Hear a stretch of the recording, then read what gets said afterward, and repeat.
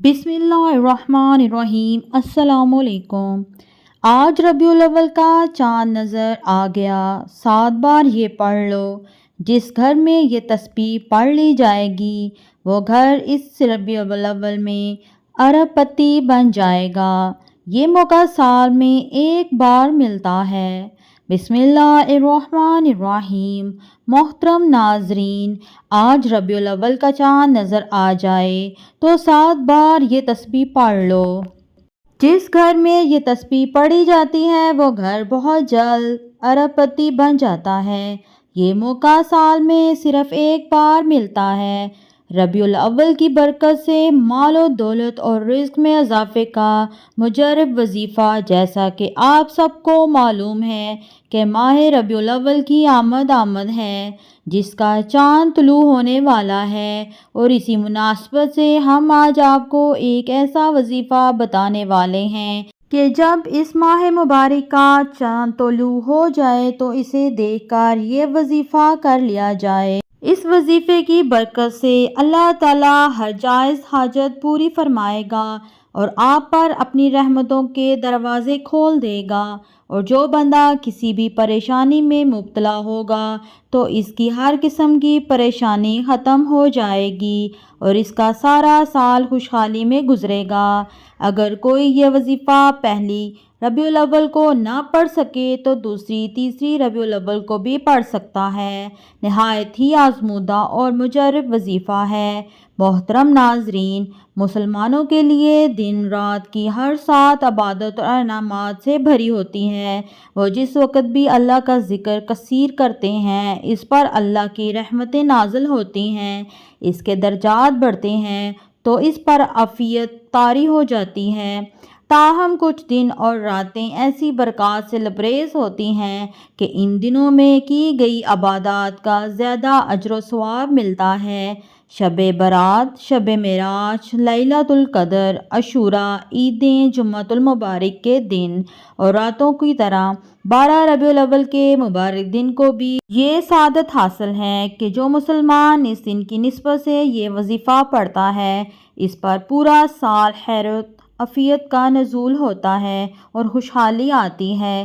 یہ بڑی اہم گھڑیاں ہیں، بڑی سہانی گھڑیاں ہیں اور بڑا قیمتی عمل دے رہا ہوں۔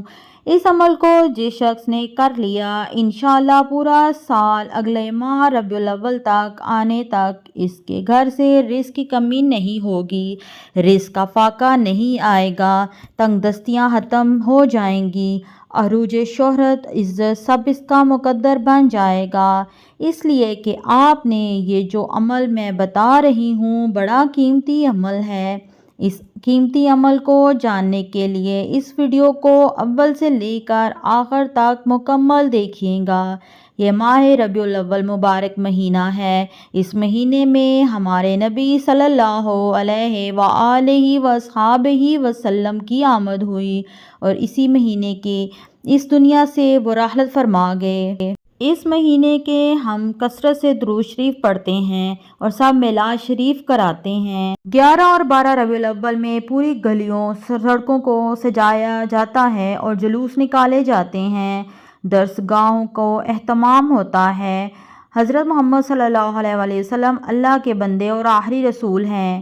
آپ صلی اللہ علیہ وآلہ وسلم کا ایک مرتبہ ہے، ایک مقام ہے، اور وہ یہ ہے کہ حضرت عمر رضی اللہ تعالیٰ عنہ نے ممبر پر کھڑے ہو کر فرمایا، میں نے نبی صلی اللہ علیہ وآلہ وسلم کو فرماتے سنا ہے کہ لوگوں میری تعریف میں حد سے نہ بڑھو، جیسا کہ نصاری نے حضرت عیسیٰ بن مریم علیہ السلام کی مداح میں مبالغہ کیا، میں تو صرف اللہ کا بندہ ہوں۔ بس کہو حضرت صلی اللہ علیہ وآلہ وسلم اللہ کا بندہ اور رسول ہیں۔ اللہ پاک نے جتنے بھی نبی اور رسول اس دنیا میں بھیجے وہ کسی نہ کسی خصوصیت خوبیوں کے مالک تھے اور وہ بچپن سے نیک اور صالحین میں سے شمار ہوتے تھے، اور حضرت محمد صلی اللہ علیہ وآلہ وسلم بھی شروع سے ہی صادق اور امین کا نام سے مشہور تھے۔ آپ نے پوری زندگی اللہ تعالیٰ کی بندگی کی اور اللہ پاک نے انہیں تمام انسانوں کی رہنمائی کے لیے سیدھا راستہ دکھانے کے لیے چنا۔ اللہ تعالیٰ نے قرآن پاک نازل کیا اور آپ صلی اللہ علیہ وآلہ وسلم امی تھے اور ان پر اللہ تعالیٰ کے فرشتے حضرت جبرائیل علیہ السلام کے ذریعے وحی آتی اور وہ آیات اور نازل ہوتی وہ لوگوں تک پہنچاتے۔ حضرت محمد صلی اللہ علیہ وسلم فرماتے ہیں، جس کا مفہوم یہ ہے میں نہ تو خدا ہوں نہ خدا کا شریک ہوں، مجھ پر وحی آتی ہے، میں غیب نہیں جانتا اور نہ میں فرشتہ ہوں، میں ایک انسان ہوں اور اللہ کی جانب سے رسول بنا کر بھیجا ہوں، میرے بارے میں حد سے نہ بڑھو اور نہ تعریف میں آگے بڑھو۔ کہنے کا مقصد ہے اس مہینے میں کچھ افراد اپنے نبی صلی اللہ علیہ وسلم کی محبت میں ایسے کام کر جاتے ہیں جو شرک اور بدعت میں شمار ہوتا ہے، جیسا کہ میلاد شریف اور قبروں میں چادریں چڑھانا، جلوس نکالنا۔ یہ سب احادیث سے ثابت نہیں، ہمیں اللہ کے رسول کی سنت پر اور احادیث کو لے کر چلنا چاہیے۔ اس مہینے میں میلاد شریف، قبروں پر چادریں نہیں، جلوس نہیں، نہ ہی اس دن ان کی سالگرہ منائیں کہ کیک کاٹا جائے، بلکہ سنتوں کا اہتمام کریں اور اس کے لیے سیرت کی کتابیں پڑھیں اور درس و اہتمام کریں اور درود شریف کی کثرت کریں۔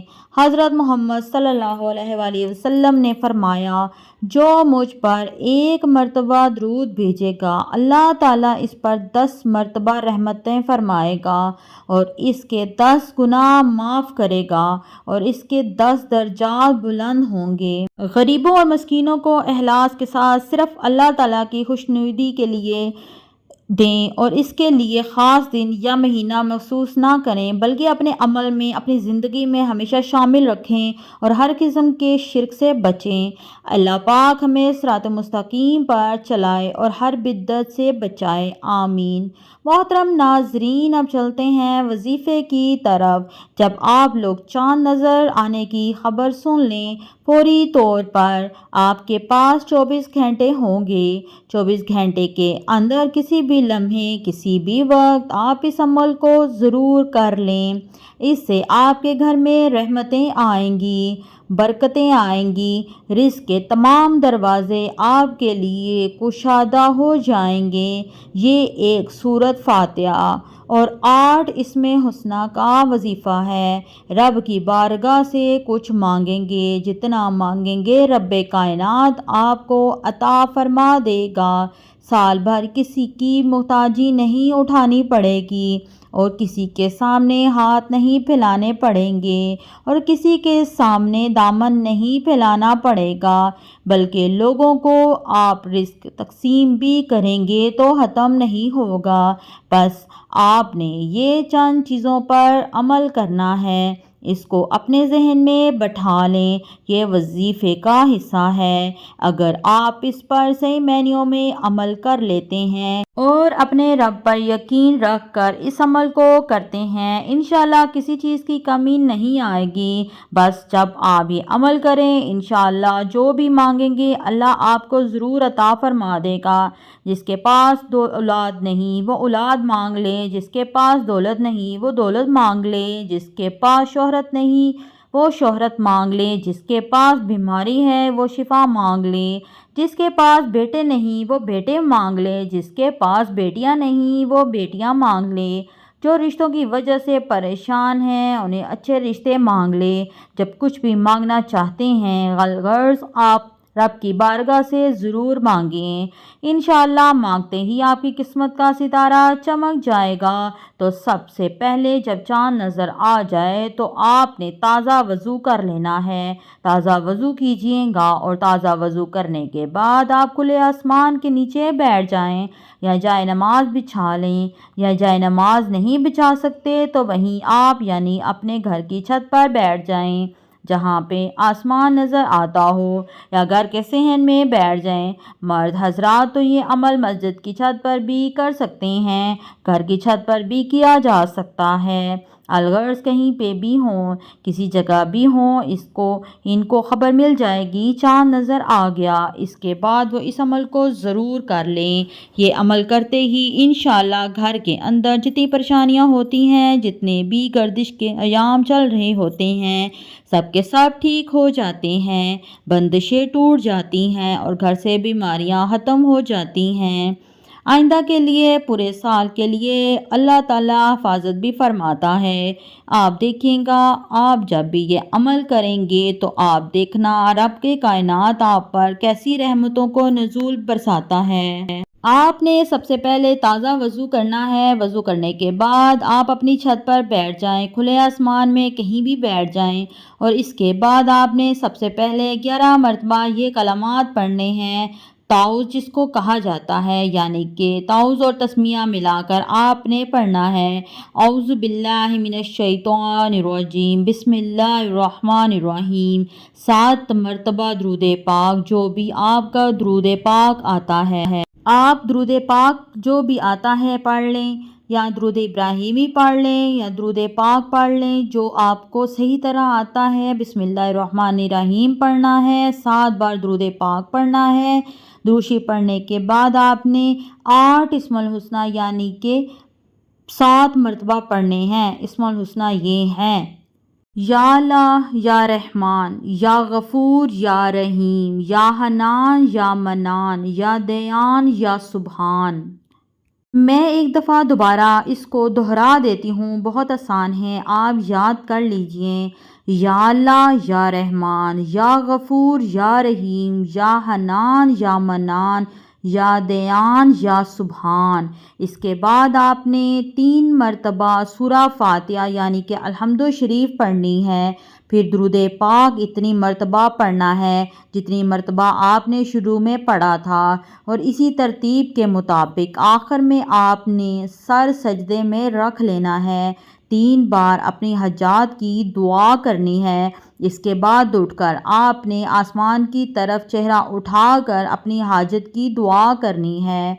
اللہ کریم ہمارا شمار اپنے پسندیدہ بندوں میں فرمائے، ہماری مشکلات، مصیبتیں، پریشانیاں دور فرمائے، عزت، عظمت، بلندی، صحت و تندرستی کی دولت اور خوشحالی عطا فرمائے۔ اے اللہ، ہمیں طاقت عطا کر، امور میں توکل کی، گفتگو میں صداقت کی، انتقام میں معافی کی، لباس میں پاکیزگی کی، تکبر سے دوری کی، غصے سے پرہیز کی، غیبت سے اجتناب کی، اور سب سے خوش اخلاقی کی۔ آمین یا رب العالمین۔ تو ہمیں صحت و عافیت کی زندگی عطا فرما، اپنی تمام نعمتوں پر تجھے یاد کرنے، تیرا شکر ادا کرنے اور عبادات کا پورا حق ادا کرنے میں ہماری مدد فرما۔ اے کریم، ہمیں عافیت اور سلامتی عطا فرما، اپنی اطاعت اور فرما برداری کی توفیق عطا فرما، اور اس زمانے کے تمام فتنوں سے محفوظ فرما، اور ہمارے تمام حاجتوں کو پورا فرما، اور ہم سب کو اپنے حفظ و ایمان میں رکھ۔ اللہ ہم سب کا حامی و ناصر ہو۔